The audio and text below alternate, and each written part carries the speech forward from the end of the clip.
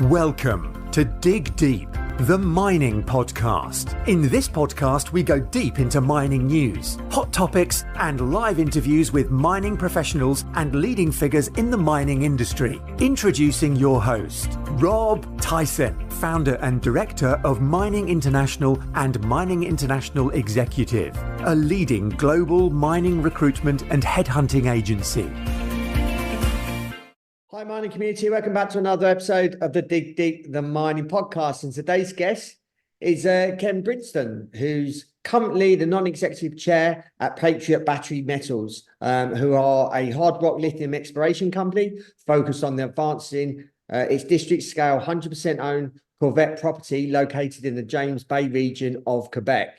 Ken is a mine engineer from background from Western Australia's Score Mines, with over 25 years experience in both surface and underground mines, and has been involved in the development of Atlas Iron Limited, and also more recently discovering the world's largest hard rock lithium deposit for Pilbara Minerals in Western Australia.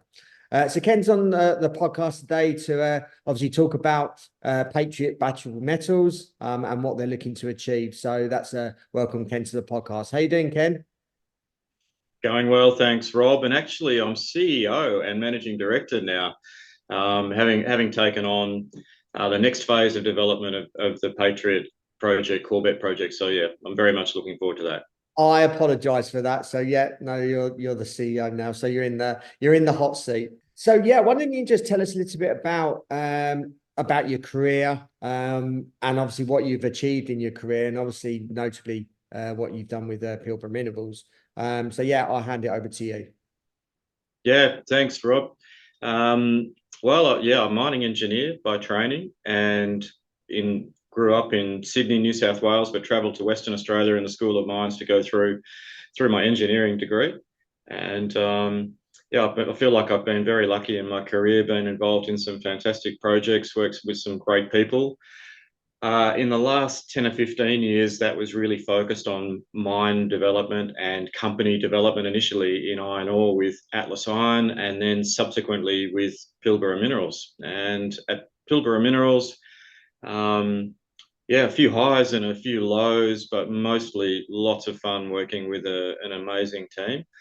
And I feel really lucky, actually, to have been introduced to the lithium industry in my time with Pilbara Minerals, because it's a fantastic industry, fast-moving combination of technology at the back end, and lots of lessons to be learned at the front end in the raw materials and value-added chemical space. So yeah, Pilbara Minerals went through some tough times, but came out the other side as one of the more important production centres globally.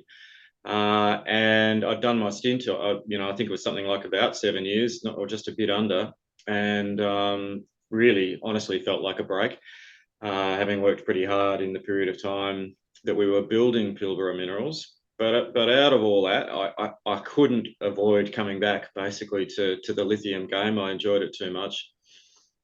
And we'd already been introduced to Patriot Battery Metals and the Corvette discovery.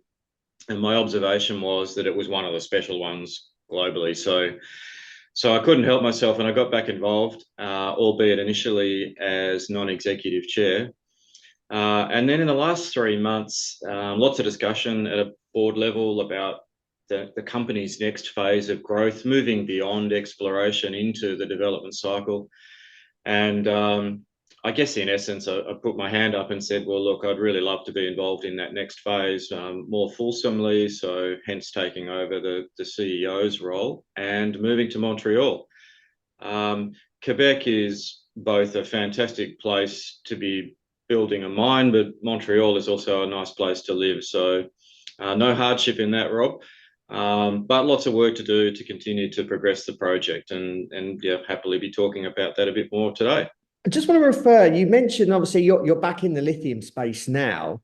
What would you say, and obviously lithium has taken a big hit obviously on price. What is special about lithium from your perspective, considering you've worked in obviously other commodities previously? What would you say is different, and what you've experienced in the lithium space for you to now go back to now continue working in lithium? Yeah, it's an exciting industry and it's fast paced.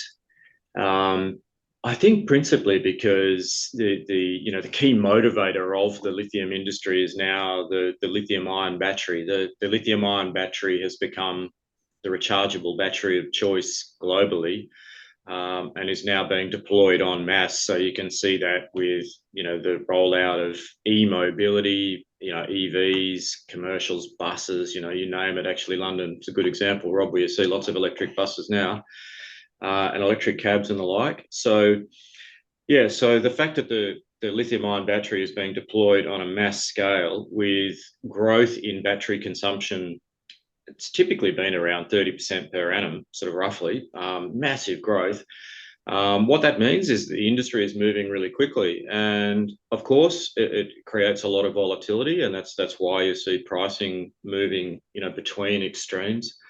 Um, so a combination of all those things makes it a really interesting place to work as far as mining's concerned. The other thing is it's an industrial minerals supply chain, which is a little bit different in the mining world, but it's being developed at a mass scale. So for mining people, that does represent a bit of a change because industrial minerals have sort of been a little bit of a niche in the mining game. It's mostly been about, the commoditized mineral species, and that's where most mining people have worked. So I think the combination of all those things makes it an interesting place to work. It's part of the energy revolution.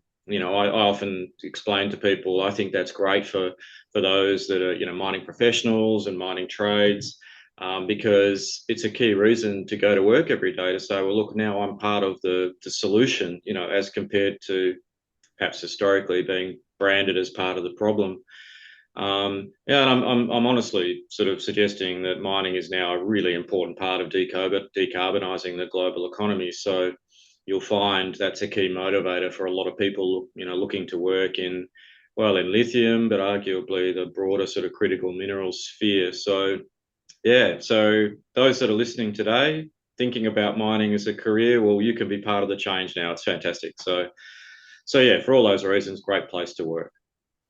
And before we start speaking about Patriot Battery Metals, how significant is it to you being involved in obviously discovering the world's largest hot rock lithium deposit?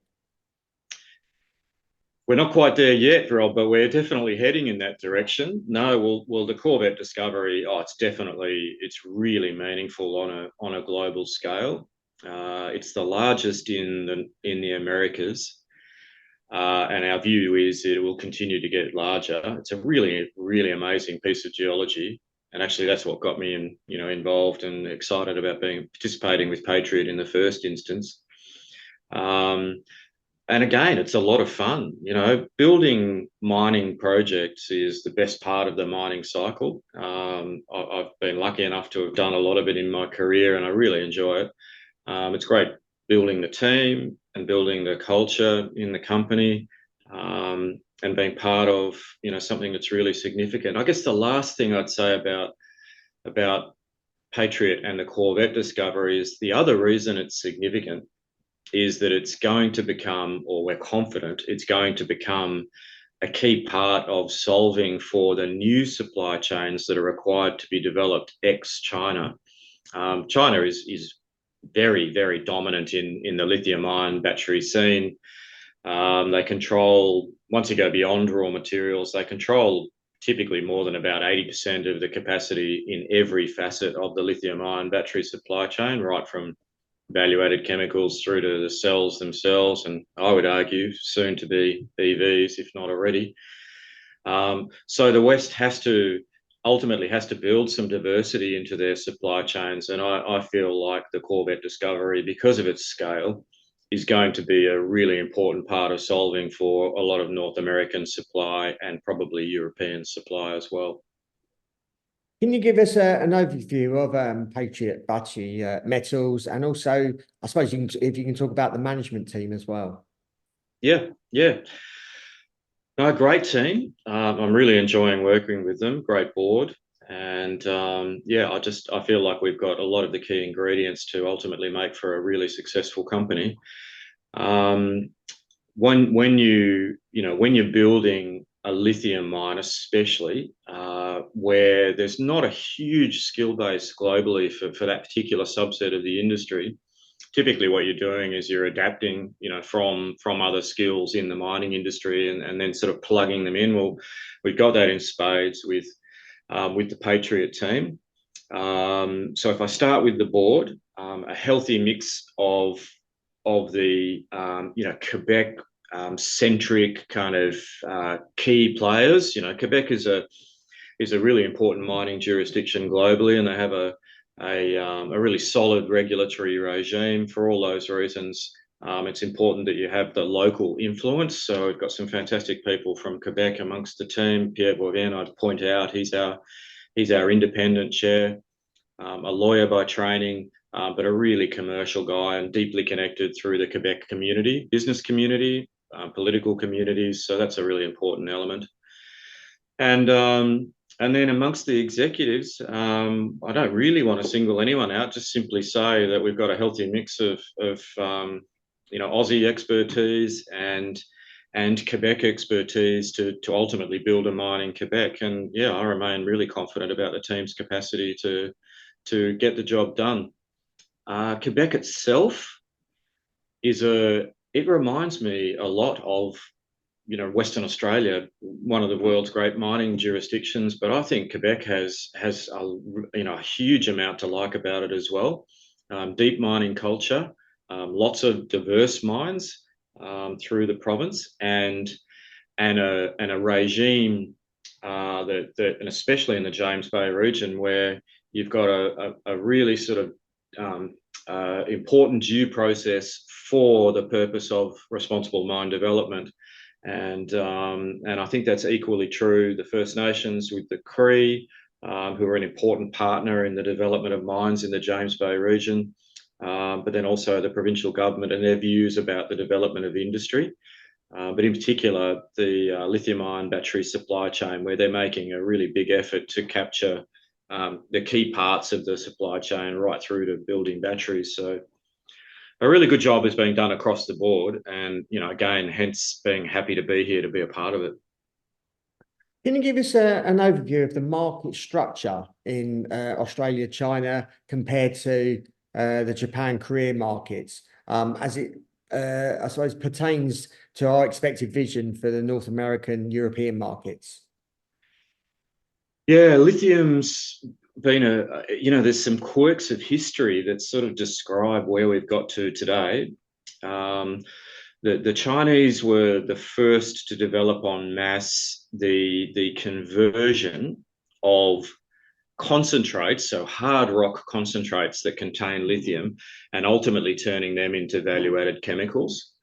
And they built their industry actually originally based on the technology provided by the Russians, who were extracting lithium for the purpose of the bomb. Basically hydrogen bombs and triggers for those bombs were being derived with lithium technology. So the Chinese adapted that technology, and they started to grow their industry to create value-added lithium chemicals.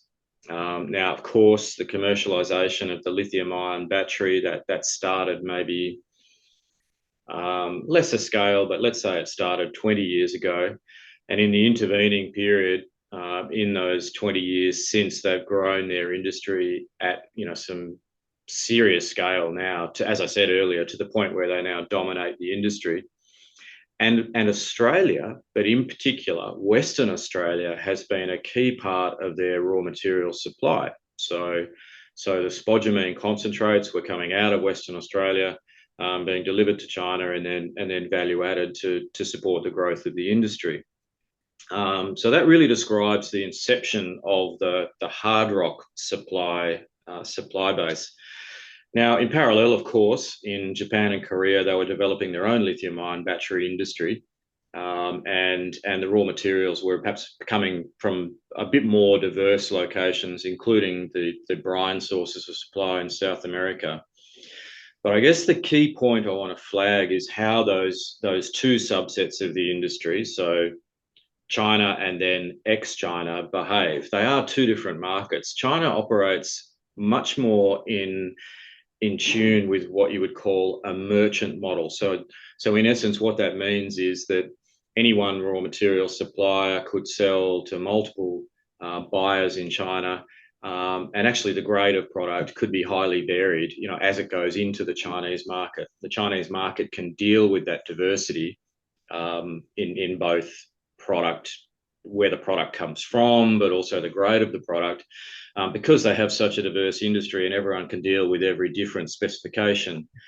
So, for example, batteries might be lesser in quality, going into, let's say, kids' toys or earbuds or maybe even some notebooks, that type of thing, as compared to, say, high-end EVs. Of course, there are some high-end EVs in China, and perhaps some of the highest quality in the world now is coming out of China, including high-quality batteries, but they're not all like that.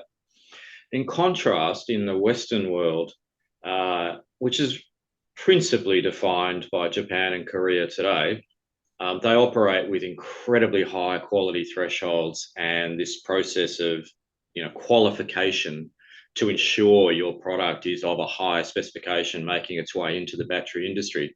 It's a very different model, and it leads to pretty significant differences as to how they deal contractually in those supply chains. In Japan and Korea, it's much more likely to be a linear supply chain. So the same seller of raw material, the same buyer of raw material, very high specification, and contractual terms will match that.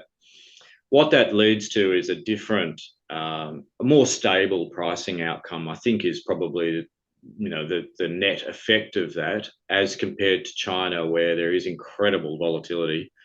I think you might have mentioned earlier, Rob, we've seen prices go from $80,000 a tonne for chemicals down to $14,000 a tonne in recent months. So clearly that's a significant change. But in Japan and Korea, relatively speaking, it's been pretty stable, to the point where today probably most product is more than $30,000 a tonne still in Japan and Korea today. So yeah, nowhere near as volatile. Anyway, what do you derive from that? Well, I think as the North American and European supply chains develop, which is inevitable in my mind, lots and lots of effort now going into creating that alternative. They're going to look more like Japan and Korea, and there'll be significant qualification criteria, and hence contractual terms will match that outcome or desired outcome, and it's reasonable to assume pricing will be more stable in those markets. So yeah, so it's a big change in the industry, but inevitable as the industry grows and the markets get a bit more differentiated. Going back to the project, what was the decision? Why was the decision made to process the lithium or the ore via DMS rather than flotation? This gets to the heart of one of the advantages at Corvette. The geology there is really special, and it's hosting scale in the resource, but also really high quality spodumene. And what I mean by that is probably two key things. Firstly, the spodumene is really clean, like an industry term. There's not much in the way of deleterious elements that are mixed in with the spodumene. So a classic might be there's not much contained iron, and that's a key advantage. So that helps with recovery characteristics. And then the other important driver is the scale in the crystals themselves. So to understand that, you've got to go back a step and imagine what was happening at the time the resource was being formed. The temperature and pressure conditions supported the growth of very large spodumene crystals. So they're measured in kind of centimetre, decimetre and metre scale, compared to, that's at Corvette, compared to most other locations globally where it's kind of micrometre, millimetre scale. So what that leads to, in respect of your question, is it's much easier to recover the spodumene using just dense media separation, or DMS. So that's a key advantage, because it's easier to build, it's easier to operate, and you can still achieve relatively high recoveries of the spodumene concentrate. The alternative, which is more often deployed in the lithium industry, is that you're using DMS or both DMS and flotation, or just flotation to maximize the recovery. And that would typically be motivated by having smaller crystal structure to ensure the right level of recovery. The challenge in that is it's harder to operate and build and operate a flotation plant. So yeah, so from our point of view at Corvette, key advantage in just being able to use DMS. Why don't you just tell us a little bit more about the resource and I suppose some recent results? Yeah, it's an incredible resource. It's got serious scale. So in the maiden resource we presented in the middle of last year, 109 million tonnes. But I mean, whilst that's big, I guess another key differentiator is that 100 million tonnes of that, or 90%, is in one pegmatite. So what that tells you is that the geology is relatively simple, but it hosts very large scale. So ultimately, that means it should be easier to mine and recover. But then also we expect it to grow, and we're actively working now towards the upgrade in the resource. We've continued to drill in the period since the presentation of that maiden resource in the middle of last year. The focus has been on infill drilling on that maiden resource. The infill drilling is required to convert the resource to reserve, which would then ultimately support the feasibility studies to come. So that project's gone well, and we expect to upgrade the resource in August this year. As to what to expect, well, there will be some growth in the resource, but because we have continued to extend it. But primarily this drilling has been about the upgrade. So the upgrade from an inferred resource to a significant indicated resource, but also with some growth overall in the resource.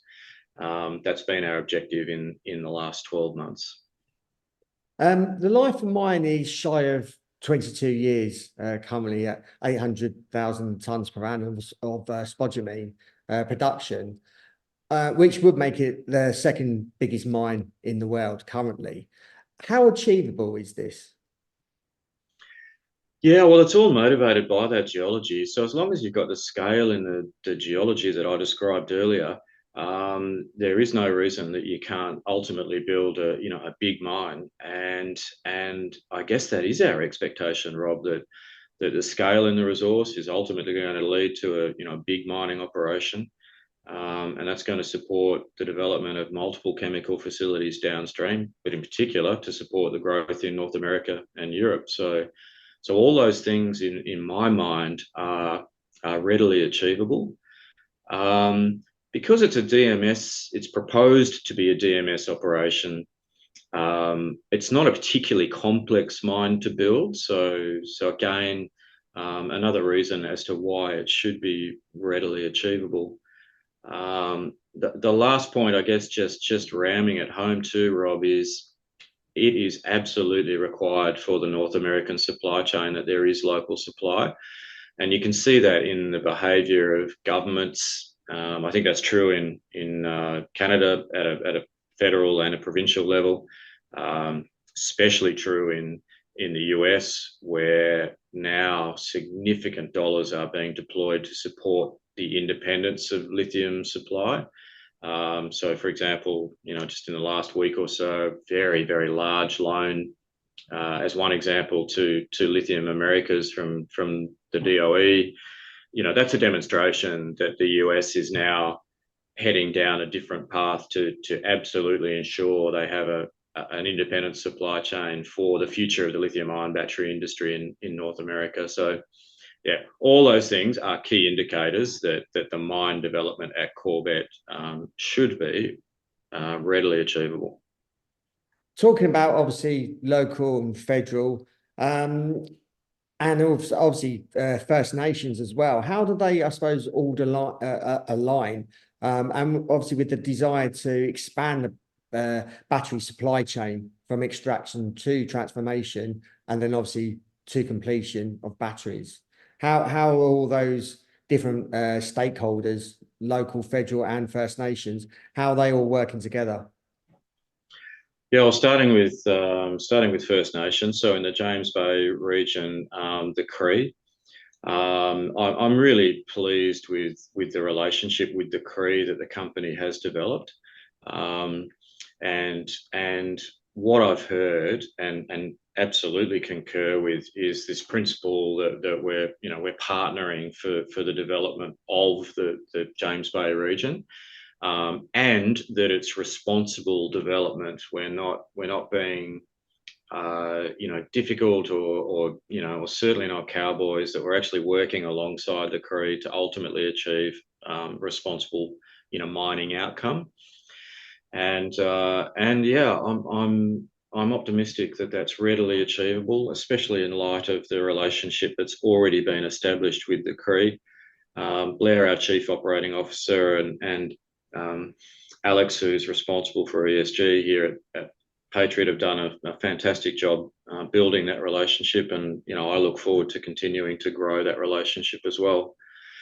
At the provincial level, you can see the desire of Quebec and their appetite to build out the lithium ion supply chain. So they've supported battery development with Northvolt, Cathode Materials, with GM and POSCO, and EcoPro and Ford. And then chemicals has already started too with Arcadium building capacity in Bécancour. So the next logical rung in the chain there would be to develop more raw material capacity. And as I alluded to earlier, we think Corvette's going to be an important part of that. Then at the federal level, it's equally true. Canada's motivated to support the critical minerals industry. They've developed independent funds and infrastructure funds to support those initiatives. And then, as alluded to earlier, North America is starting to place some big bets on localizing the supply chains, like that Lithium Americas debt deal that I described earlier. So it's all happening, and ultimately we think Patriot's going to be an important part of that local development as well. Obviously, building such a large mine, I just wonder if you can just tell us a little bit about the infrastructure surrounding the project. Yeah, well, the James Bay region obviously carries a lot of significance in Quebec because of the previous development of the hydro scheme, Hydro-Quebec. That's been a huge success for Quebec, but also a really important piece of infrastructure. And it just so happens that the Corvette discovery is not that far from one of Hydro-Quebec's key dams and distribution networks. And of course, the highway that services the Hydro-Quebec scheme. We're only 15 kilometres south of the Trans-Tioga Highway, an all-weather road that supports Hydro-Quebec, and then we're about 40 kilometres south of LG4, which is one of their largest dams. So with that comes a lot of complementary infrastructure: the road itself, power distribution, an airport, and they're all within striking distance of Corvette. So for all those reasons, we'd argue a fantastic infrastructure base. And then you move into the southern half of Quebec, and there's moves afoot to continue to support the other elements of the supply chain in the lithium battery world. So Bécancour has become a key hub with chemicals and cathode materials, and I'm sure more to come. I wonder if you can just tell us a little bit about mining in Quebec, and obviously for those that are not in Canada, or for those that have never worked in Quebec. I understand there's currently 22 mine operations currently in Quebec, and started back in the 1840s. So obviously they've got a long history of mining in the province. Just wondering if you can sort of summarize what is happening within the mining industry within Quebec. Yeah, it's steeped in history, isn't it? Yeah, it does remind me a lot of Western Australia. Diverse mining, many different commodities, and of course already some lithium mining. So with all of that as a backdrop, it is a really, and of course the combination of James Bay, Cree, and the regulatory regime means it's a great place to build. One of the great places to build actually globally. probably sitting right alongside, somewhere like Western Australia. So hence another reason why I'm happy to be here, Rob. So what that facilitates is a regulatory regime, and of course the First Nations familiar with the mining industry. So you're not starting off a really low base, and the regime itself is very structured, which means as long as you're doing sensible work as a mining company, it's of high quality, you can ultimately get a mine approved. And I guess, that's our expectation with the Corvette project. And then because there is a lot of mining already going on in Quebec, the community as a whole understands the mining industry and in some way, shape or form, at least partially associates with it. So again, that's another healthy backdrop. Lastly, the skills that you can draw on, because there is a diverse mining economy. There's lots of people that have the right skills to ultimately help the development, of our company. So we look forward to being able to recruit them to continue to grow our Corvette project. Yeah. Obviously, with the lithium price, as we mentioned, has obviously taken a bit of a big hit. What advice would you give to some of the lithium junior miners out there to maybe encourage them in whatever they're doing? Obviously, you've been part of building one of the biggest lithium mines in the world, and currently looking to build another big lithium mine currently. What advice would you give? Would you give to, say, juniors in the lithium space? Because obviously what's happened more recently over the last sort of 12 months. Yeah. Well, I think it's one of those industries that it's coming off a smaller base, but growing rapidly. And what that means is that it will be volatile. There's almost no avoiding it. And of course, there's history to indicate that's exactly what's going to happen.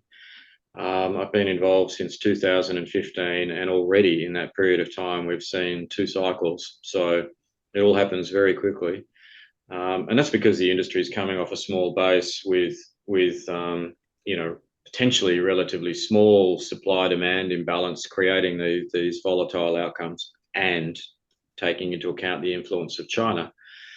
So what do you do as a company? Well, I think there's probably a couple of key drivers. Firstly, you would maintain a healthy balance sheet to the extent that that's possible, but also the team need the culture, put it that way, that needs to be such that you're flexible and prepared to tough it out. And when I say toughing it out, whilst the downtimes are never that much fun, I can assure you. I guess the truth is, and history indicates, that they don't really last that long. So your ability to come out the other side actually represents your next opportunity. And there's every chance that's just around the corner.